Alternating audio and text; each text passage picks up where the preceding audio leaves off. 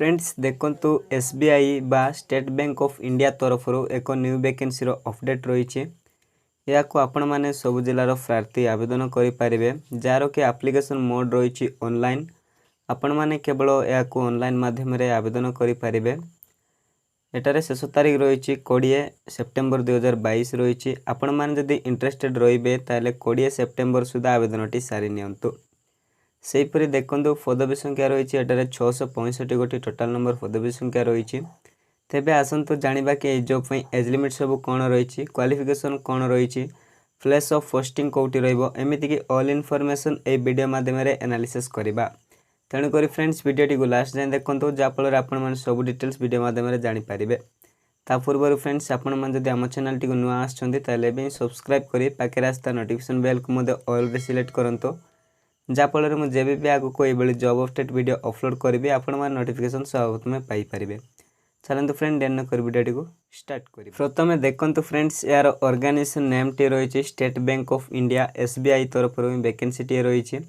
सेहीपरि देखो who can apply या क्यों मैंने आवेदन करेंगे, ऑल इंडिया कैंडिडेट्स या आवेदन करेंगे। जेंडरटा रही बोथ मेल एंड फीमेल, आपण मैंने पुरुष कि महिला ताले पोस्ट को आवेदन करेंगे। एवं फ्रेंड्स पोस्ट नेम जब देखा ताले specialist carded officer post vacancy रही। एवं टोटाल नंबर ऑफ पोस्ट जब देखा ताले 665 गोटी टोटाल नंबर पोस्ट वैकेंसी रही। सेहीपरि नेक्स्ट देखो यार फर्स्ट नेम एंड क्वालिफिकेशन सब कौन रही। प्रथम देखो आपणकर मैनेजर बिजनेस प्रोफेसर गोटे फर्स्ट वैकेंसी रही। एटारे क्वालिफिकेशन रही एमबीए पीजीडीएम। फ्रेंड्स देखो आप एमबीए कि पीजीडीएम करिसेंती ता सहित आपणकर 5 वर्षर एक्सपीरियंस रही ताले पोस्ट को आवेदन करेंगे। सेहीपरि 2 रे देखो सेंट्रल ऑपरेशन टीम सपोर्ट दुईटी फर्स्ट वैकेंसी रही। एटारे क्वालिफिकेशन रही ग्रेजुएट एंड 3 ईयर एक्सपीरियंस। सेहीपरि 3 रे देखो मैनेजर बिजनेस डेवलपमेंट दुईटी फर्स्ट वैकेंसी रही। एटारे क्वालिफिकेशन रही MBA PGDM and 5 year experience.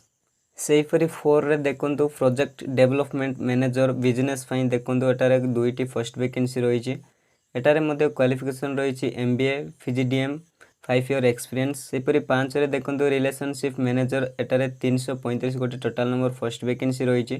एटारे qualification रही ग्रेजुएट प्लस 3 ईयर एक्सपीरियंस। सेहीपरि 6 रे देखो इन्वेस्टमेंट मैनेजर 52टी फर्स्ट वैकेंसी रही।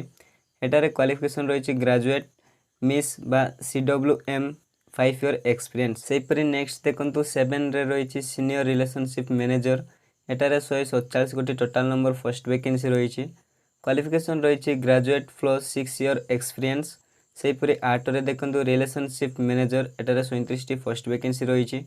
एटारे क्वालिफिकेशन रही ग्रेजुएट प्लस 8 ईयर एक्सपीरियंस। सेहीपरि 9 रे देखो रीजनल एड एटारे 12टी फर्स्ट वैकेंसी रही।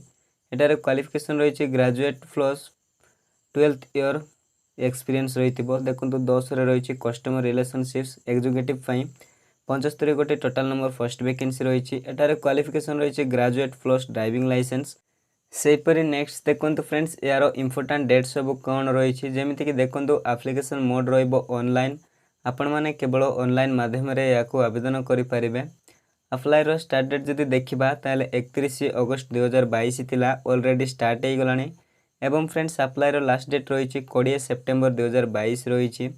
जो मैंने इंटरेस्टेड रे से 20 सेप्टेम्बर सुधा आवेदनटी सारी नियंतु। सेहीपरि देखो फ्रेंड्स एप्लिकेशन फी जब देखा जमीक आप for general OBC EWS candidate रे बिलोंग करुँच आपण मानक 750 टंका फीस देवाक पड़ो। एवं फ्रेंड्स आपण मैंने जब एससी कि एसटी कि पीडब्ल्यूडी कैंडिडेट रे बिलोंग करुँच आपण मानक कौन फीस ना आपण मैंने फ्री रे आवेदन करेंगे।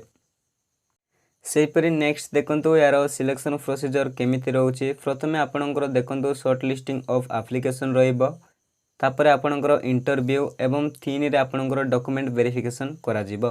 फ्रेंड्स देखो एटारे आपण मानक केवल ये 3टी मेथड द्वारा ही सिलेक्शन करा जिवो।